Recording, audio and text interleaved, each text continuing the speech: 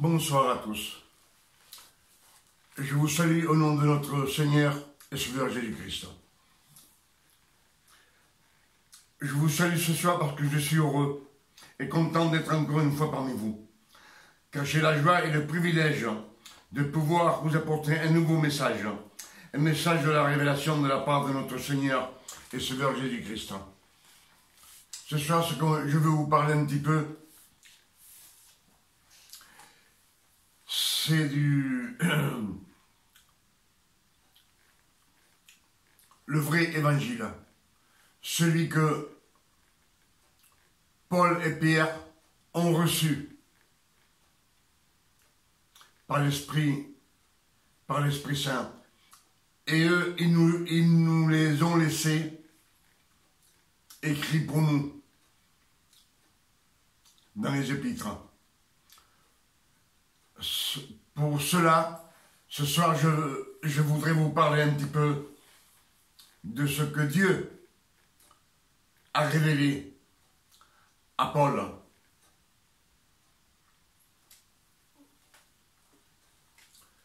Sachant que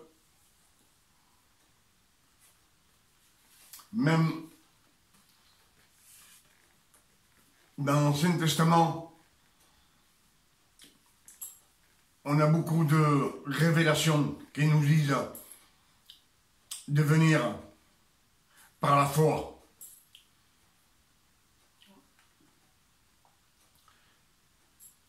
Ésaïe 55, verset 2. Pourquoi travaillez?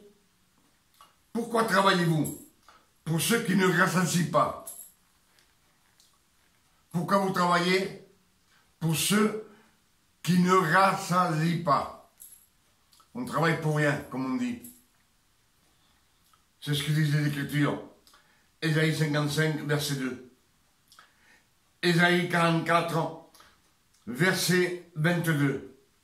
J'ai effacé comme un nuage épais de transgression et comme une nuée de péché. Revenez à moi, car je vous ai racheté. Là, Ésaïe 44, verset 22 nous dit que Dieu nous dit « J'ai effacé comme un nuage épais toutes vos transgressions et comme une nuée tes péchés. Revenez à moi, car je vous ai racheté de la loi. » Pierre 1, 18 à 19. Vous avez été rachetés par le précieux sang de Jésus, comme un agneau sans défaut et sans tache. Même on était plein de défauts, plein de taches, plein de péchés, plein de transgressions. Jésus nous a rachetés de la loi. Donc on n'appartient plus à la loi. C'est ce que je voulais partager avec vous ce soir. Là, nous allons lire quelques versets des épîtres. Actes aux apôtres 20, versets 29 à 30. Je sais qu'ils s'introduiront parmi vous, après mon départ. Des loups cruels qui n'épargneront pas le troupeau et qui introduiront des choses pernicieuses pour entraîner les disciples dans une fausse doctrine. Cela veut dire que des prêcheurs introduiront dans l'assemblée des idées personnelles à eux. Ils vont mélanger l'évangile, le vrai évangile, avec tout ces fausses idées qu'on a et nos coutumes. 1 épître à Timothée, chapitre 4, verset 1.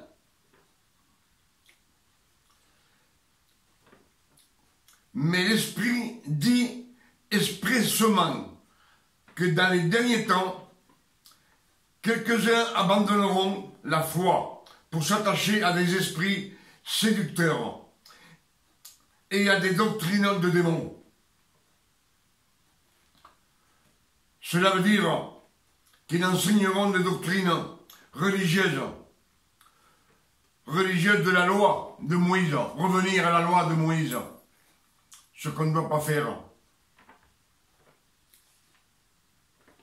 Galates chapitre 1, versets 6 à 7.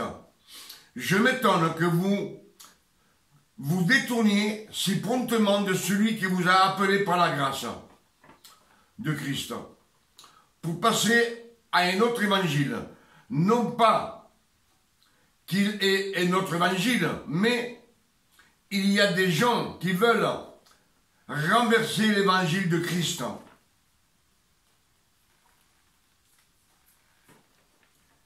Il y a des gens qui s'introduisent dans l'assemblée.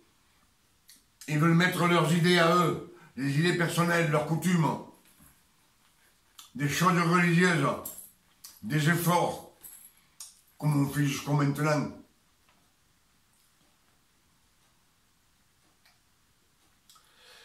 Matthieu, chapitre 16, verset 6. Jésus leur dit, gardez-vous avec soin du levain des pharisiens.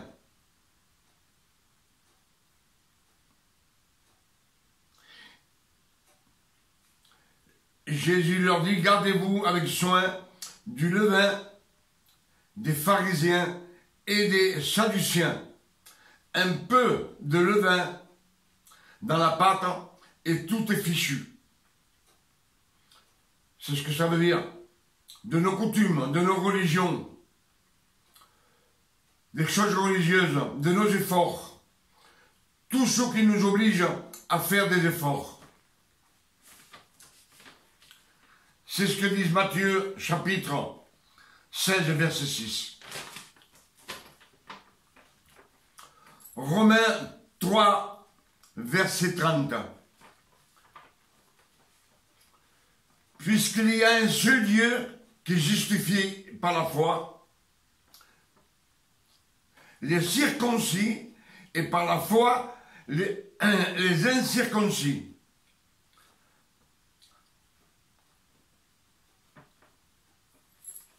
Puisqu'il n'y a qu'un seul Dieu qui justifie par la foi. Les circoncis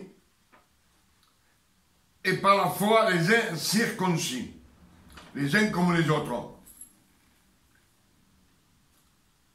Ceux de la loi comme ceux de la grâce. Alors, anéantissons la loi par la foi? Non, non, loin de là. Nous confirmons la loi, mais nous confirmons la loi. La loi, c'est la loi de Dieu. C'est les 10 commandements. Et les 10 commandements de Dieu, lesquels sont gravés dans notre cœur.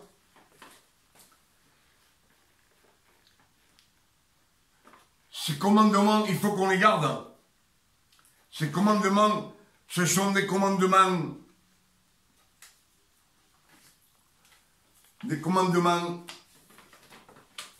Il y a 10 commandements. On commence par dire, tu aimeras ton Dieu par-dessous tout, de tout ton cœur, de toute ton âme. Le deuxième commandement, tu honoreras ton père et ta mère. Le troisième, tu aimeras ton prochain comme toi-même. Ce sont 3 messages d'amour. Ces 3 messages, ce sont 3 messages d'amour. Et ce qui reste, les 7 versets qui restent, c'est des versets qui te demandent de rien faire. Jésus te dit, toi qui es fatigué, chargé, viens à moi et je te déchargerai. Et je te donnerai du repos. J'enlèverai ton fardeau, ce fardeau que nous avons de la loi de Moïse.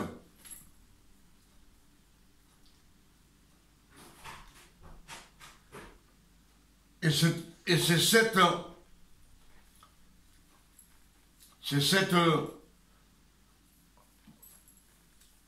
commandement qui reste. Le chiffre 7, c'est la perfection de Dieu. Et ils disent comme ça, tu ne tueras pas, tu ne voleras pas, tu ne feras pas de faux témoignages, tu ne mentiras pas, tu ne commettras pas d'adultère, tu ne convoiteras pas la femme de ton prochain. Aucun ivrogne n'héritera le royaume des cieux. Ces 7 commandements, c'est tu ne feras pas. Tu ne feras pas. Donc, on n'a rien à faire. Ils sont dans notre corps. Ils sont dans notre cœur. C'est des commandements. Et c'est ce qu'ils disent. C'est ce qu'ils disent. Romains 3, au verset 30. Les 10 commandements sont gravés dans nos cœurs. Ésaïe 64, verset 5. Tout ça, c'est pour vous dire qu'il faut venir à la grâce. Parce que la loi, elle nous aboutit à rien. Ésaïe 24, verset 5. C'est Isaïe, c'est le prophète de Dieu qui dit ça. Isaïe dit, nous sommes tous comme des impurs, et toute notre justice est comme un vêtement souillé. Nous sommes tous flétris comme une feuille, et nos crimes nous emportent comme le vent. C'est ce que dit Ésaïe 64, verset 5. Ésaïe. Alors, si on n'est pas impur, Dieu nous voit pécheurs, malgré tout le bien qu'on peut faire. Malgré tout ce qu'on peut faire dans la loi, on est toujours des pécheurs. Et aucun pécheur n'héritera le royaume des cieux. Ne veut pas être justifié devant le Seigneur. C'est ce que disent les Écritures.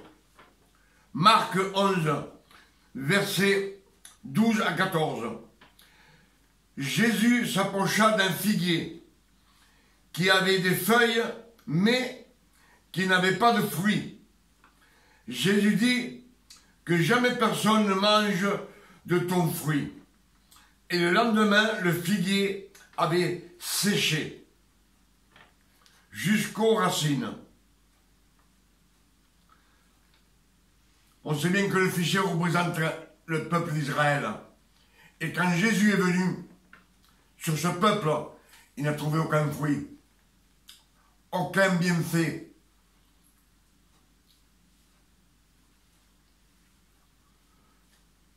C'est pour ça qu'il maudit. Il maudit le peuple d'Israël. Que personne ne mange de ton fruit. Galates 5, verset 4. Paul dit, vous êtes séparés de Christ. Vous qui cherchez la justification dans la loi, vous êtes déchus de la grâce de Dieu. Galates 5, verset 18. Si vous êtes conduits par l'Esprit, vous n'êtes point sous la loi. Verset Galates 5, verset 22. Mais le fruit de l'esprit, c'est l'amour, la joie, la paix, la patience, la bonté, la bénignité, la fidélité, la douceur, la transparence. C'est ce que dit Galates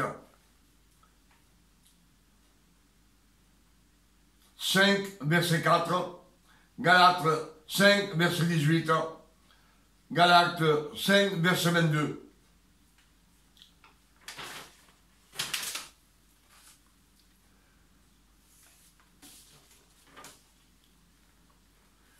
Romains 5, verset 1. Paul dit, Paul, étant donc justifiés par la foi, nous avons la paix avec Dieu, par le Seigneur, par notre Seigneur Jésus-Christ. Romains 1, verset 17. Parce qu'en lui est révélée la justice de Dieu par la foi, et pour la foi, selon ce qui est écrit, le juste vivra par la foi. La foi.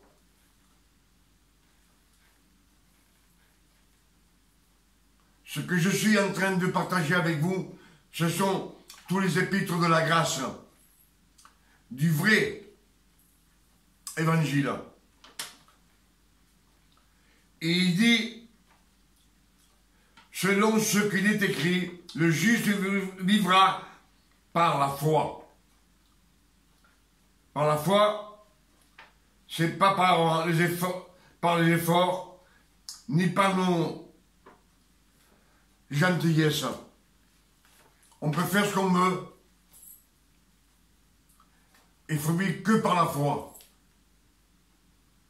sans effort.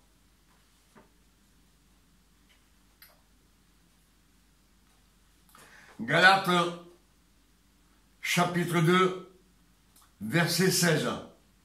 Paul dit cela.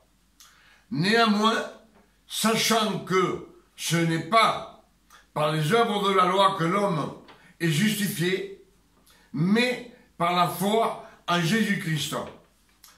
Nous aussi, nous avons cru en Jésus-Christ, afin d'être justifiés par la foi en Christ, et non par les œuvres de la loi. Parce que nulle chair ne sera justifiée par les œuvres de la loi. Nulle chair ne sera pas justifiée par les œuvres de la loi. C'est-à-dire qu'on fait ce qu'on veut, tu fais ce que tu peux, tout ce qui t'oblige à faire des efforts, tu peux le jeter, parce que ça ne nous sert à rien. Je l'ai répété beaucoup de fois, malgré ce que les autres racontent, ça vient des Écritures, des versets, des épîtres de Paul. C'est les révélations que Christ a données à Paul par le Saint-Esprit. Romains chapitre 8, verset 1. Paul dit cela. Il n'y a donc maintenant aucune condamnation pour ceux qui sont en Christ. Il n'y a donc aucune condamnation pour ceux qui sont en Christ. Romains 8, chapitre 2. En effet, la loi de l'Esprit divin en Jésus m'a franchi de la loi, du péché et de la mort. Il nous a franchis de la loi, du péché, de la mort. On est saint. Dieu nous regarde, il voit la sainteté de Jésus en nous. Parce que nous sommes fils de Dieu. Nous ne sommes plus des petits enfants. Romains 6, verset 1. Que dirions-nous? Nous demeurerions dans le péché pour que la grâce abonde? Non, loin de là. Nous, qui sommes morts au péché, comment pourrions-nous encore vivre dans le péché?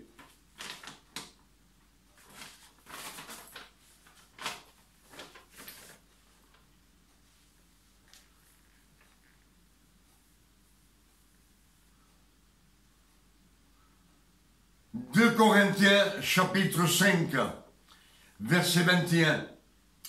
Paul dit cela. Celui qui n'a point péché et qui n'a pas connu le péché, Dieu l'a fait devenir péché pour nous, afin que nous devenions en lui justice de Dieu. Jésus est devenu péché pour nous, afin de nous racheter de la mort et de la loi, afin que nous ayons la vie éternelle. C'est ce qu'il dit Corinthiens chapitre 5 verset 21.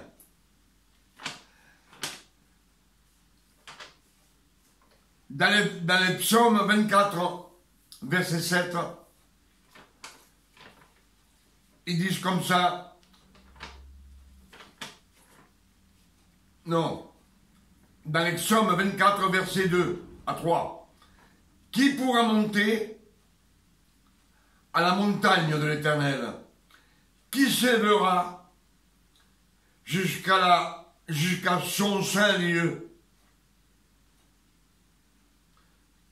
Qui pourra monter à la montagne de l'Éternel?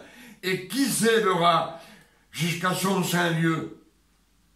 Celui qui a les mains innocentes et le cœur pur, c'est-à-dire personne. C'est ce que disent les psaumes. Personne à part Jésus. Pour ça, dans les psaumes 24, verset 7, dit comme ça: porte, élevez vos linteaux, élevez les portes de l'Éternel, que le roi de gloire fasse son entrée. Qui donc est ce roi de gloire? L'Éternel des armées. Voilà le roi de gloire, Jésus-Christ, le vainqueur de la mort, celui qui a vaincu le mal, qui a vaincu la mort, qui a vaincu la loi, qui a vaincu la sainteté. Il l'a gagné pour nous dans le désert. Jésus l'a gagné pour nous, la sainteté. Les 40 jours de jeûne qui fut tenté par le diable. Je pense que je vous ai dit beaucoup de choses.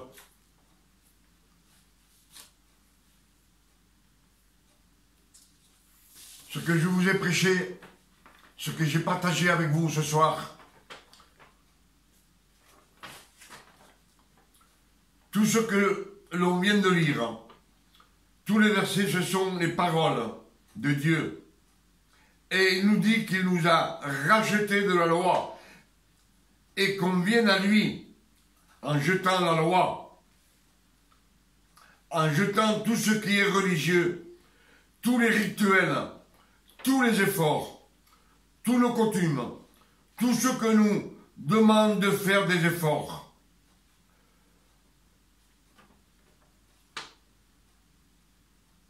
De demander ce que nous avons besoin dans toute notre sincérité. De fils à père, sans flatterie ni belles paroles.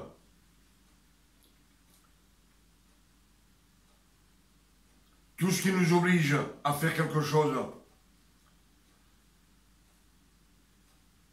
ce sont des efforts. De se mettre à genoux, de jeûner,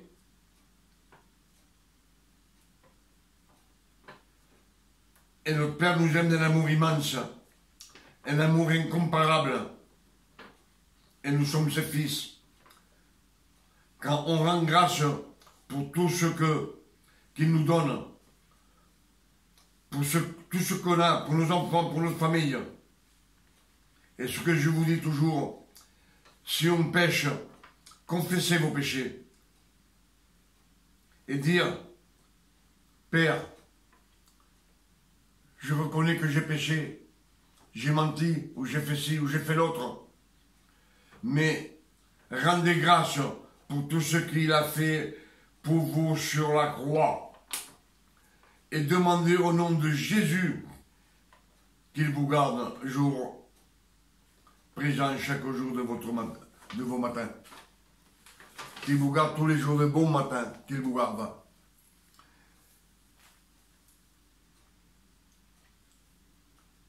Christ est mort pour nous.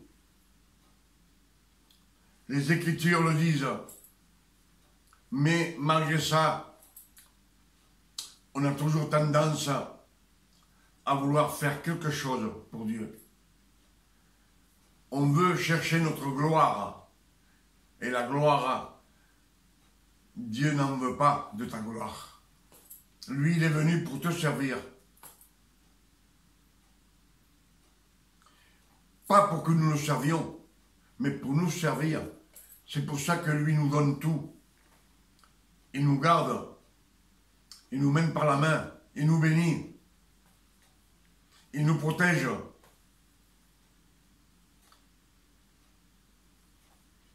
Il nous a lavé de nos péchés.